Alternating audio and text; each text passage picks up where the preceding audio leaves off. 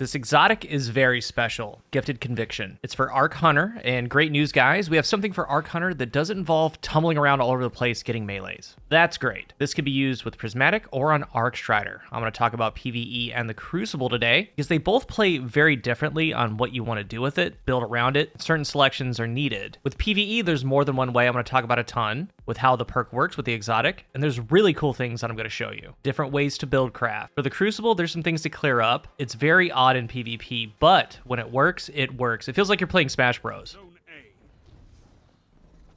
Happy feet, wombo combo. Legit, every time I do this in PvP, I say that in my head, and it cracks me up. And we'll talk about the Happy Feet Wombo combo later. The exotic perk is the Gift of Certainty. Activating Ascension or Tempest Strike throws bouncing explosives at nearby targets that jolt and damage them. Jolting nearby targets grants you damage resistance. With Tempest Strike, that's the melee charge, we have two balls that go out left and right of the wave. This is because the melee itself, baked in, does jolting. The wave has good damage, it jolts, so two balls on each side. Ascension, the new aspect. While airborne, consume your class ability to summon your arc staff, propel upwards, create a burst of energy around you, and amplifies allies and jolts targets. This one shoots 3 balls from your center camera. They go a tad further if you look straight up in the air, if that option ever comes up, and you can also look straight down and they will extend out in a wave in front of you.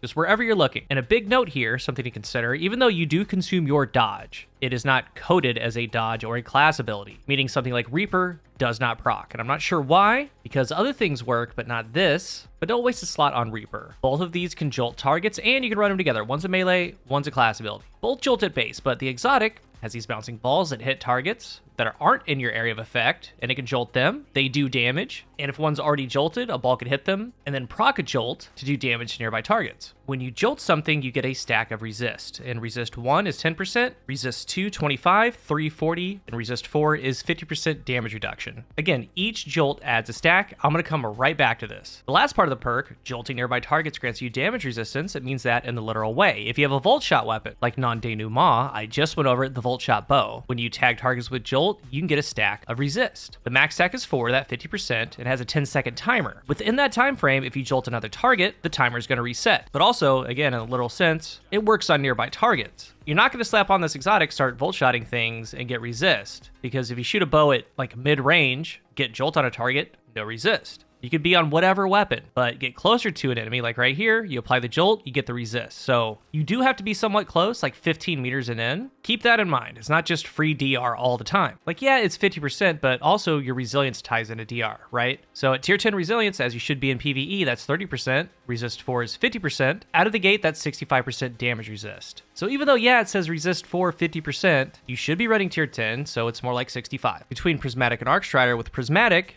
you use the Strand Super, pick up an orb, you can get Woven Mail. Woven Mail in PvE is 45%, so that 45% with the Resilience 30%, with the 50% for Resist 4 from this exotic, is 84.25 resist. That's a lot of damage resist. Again, volt shotting things with an Arc Siphon, you have Ascension, picking up orbs, you just go. Prismatic is great. I almost have all the unlocks for Hunter, but even if I did, I encourage you to run this exotic on the regular Arcstrider. You have Gathering Storm for bigger target damage, or you just use the plain Arc Staff, because with this exotic, you can use Ascension at will, all the time. Jolt targets before going in for damage. Or, if you don't have any resist, you could jolt an area to get resist 4, then go in with your super. So the Arc Staff isn't bad. And the options there to run Tempest Strike and Ascension together, but I don't recommend that. I would go with Ascension and Flow State. Because Flow State, defeating jolted targets, makes you amplified. While you're amplified, your dodge recharges quickly, you have resist while dodging, and you get a fast reload. I run Instinct. When low health, you emit a burst of energy that jolts. So that translates to, if they're close to you, they pop your shields, you jolt them, and you gain a stack of resist. That's good. Haste. Better recovery, resilience, and mobility while sprinting. Resistance.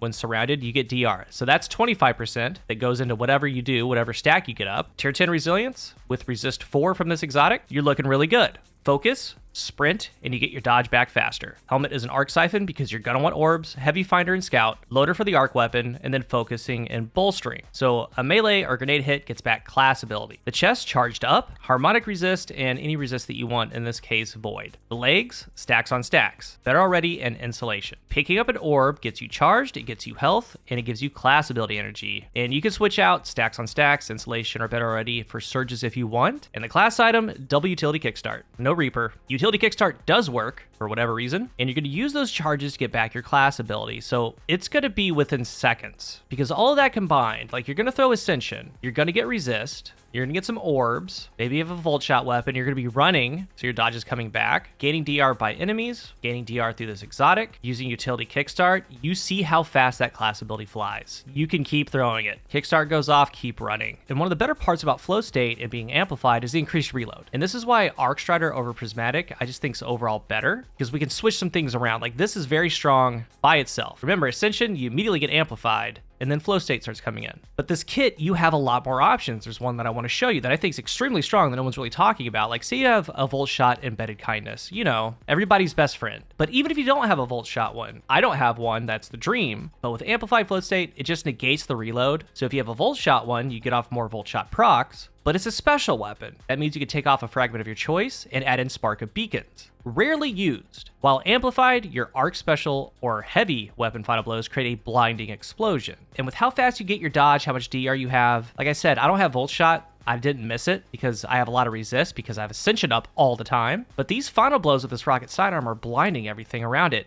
And they're all jolted. And oh yeah, I forgot to mention, Ionic Tracers are going to be there giving you energy too. The embedded kindness blinding setup is nuts. I love it. And the fragment isn't used too often because it uses special ammo or heavy ammo. And you have to be amplified. This exotic gets you amplified 24/7. Things are jolted, you have DR, the rocket sidearms are ammo efficient, it works. And I also want to give a mention to glaives real quick. I mean, amplified negating a glaive reload is huge because the glaive reloads are slow, but you have another source of DR to use. Sit in front of bosses or whatever, regaining health and activities in front of them, taking aggro. I did the 2000, I believe it's 2005 power, the second level, the expert of the new activity. It did great. You have that 70 plus DR on your back, you have the shield up front, you're just vibing. But with this exotic, you're all about resist 4 and throwing Ascension nonstop, especially with that build that I talked about. And there's different things you could add to it or take away, but the core of it is there. Flow state utility kickstart strong. Use a volt shot weapon or something, again, like the rocket sidearm, and go. It is very strong in PvE, and I can't wait to use it in higher tier content when I start doing my raid runs. This is what I'm going to use.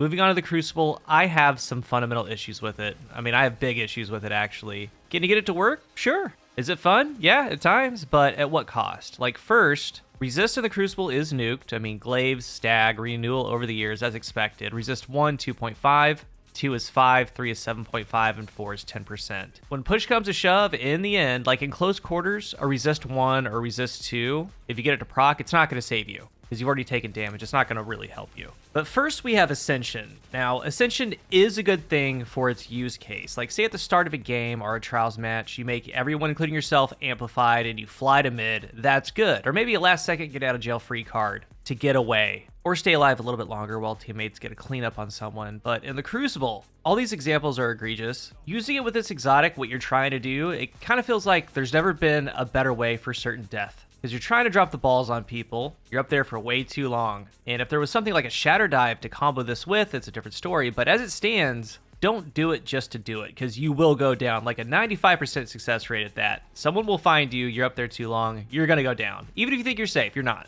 But the whole idea is to drop jolt on them, ping pong jolt with the balls. On solo targets, 2 or more, that's where it's at. Kind of like Kvastov. And also, you're up in the air, so you want something good from the air. In a couple clips, I am using Kvastov because that first bullet always ricochets. If you jolt a group and then land a bullet, you're going to get a ricochet. So that's good. But things like sidearms, a couple times I was using the new legendary Wither Horde. But with Ascension, it is best in small areas, doorways, above doorways, because you either throw the balls in and around corners or down at your feet, and the balls go inside, and they kind of seek out. But by itself, Ascension, I wouldn't do it. It's just, I don't think it's worth it. And the best use case, again, is just baiting doorways and corners. And more on that in a second, because that's not better than like a Foe Trace or a Stompy, and a lot more, or one in particular I'm going to bring up in a moment. And then we have Tempest Strike the other way, and I have a couple issues with Tempest Strike. Like, first of all, the wave is good. 146 damage is great. It jolts anyway. And the 2 arc balls and the resist, like, aren't adding too much, I think. I don't. I mean, if there's 2 or more enemies, it does have that added utility, but just like Ascension, using doorways and corners, with the Tempest Strike, you can throw the wave out, miss the wave, but an arc ball can bounce around the corner and jolt someone. Like, sure, that's cool. Your whole goal with these 2 things and this exotic is close quarters combat. And in the end, I'm not sure it's better than Bombardiers in this use case of what you're trying to do, like especially on Strand. There's so many times where I'm like, okay, bait in a doorway or corner, I'm going into an area, like Bombardiers would have done better. I did find it best to run them together. There's 3 reasons for that. 1, if you're doing it, do it. Go all in. You're using this exotic, use both of them. Because 2, you could use them together. As you saw in the opening clip for PvP, it's a lot better together than separately, because in groups it will wipe the Happy Feet wombo combo, and things like getting your dodge back faster by sprinting, having a decently high melee, like your abilities are going to be back. And also with running them separately, the third thing is, like right here, I started off with an Ascension, got amplified for reloads and such, I got a Jolt off, got some resist, get a couple kills, another enemy comes around, and I throw the Tempest Strike. So I go from resist 2 to resist 3. I had both, and it worked out great. Having the option to use one or the other, or back-to-back, or having the combo is way more beneficial than them individually, not having the other one. And in the end, I found, like, even when tactfully using it, it gets you killed more than it helps. And I haven't really brought it up, like, even though you have the faster dodge, abilities are a premium. Your dodge on the ground to get away, usually set being up in the air with Ascension. And most of the time, it just puts you in bad positions if you're aggressive with it. So I don't recommend that. And it felt like the only way to really use it is defensively, above and around corners. And again, if you're doing that anyway, there's Bombardiers, there's other options. And then beyond that, neutral things, Stompies, Coyote, whatever. And after playing with them, like, it was fun. There's only really one word and one word only to describe it for PvP: neat. It's neat. That's it. Fun to use. When it works, and it works well. But just know what you're getting yourself into. Have that mindset. Have some fun with them. PvE is where it's at. There's a ton of stacking and building you can do with them, and a lot do get caught up with the stacking DR. Like, you get 99.9914 DR, you're gonna crush GM's 1400 power below it. Like, sure, cool, whatever. But there's so much more than DR right here at base, and you can add to it. And the base resist of what it does, the times forward through resilience, is more than enough. It really is. And then you can build out other things. When you're throwing these Ascensions every 7 seconds or sooner, it's always up. Like I talked about the blinding, embedded kindness. Like, it's very, very good. I highly recommend it. It is S tier for PvE.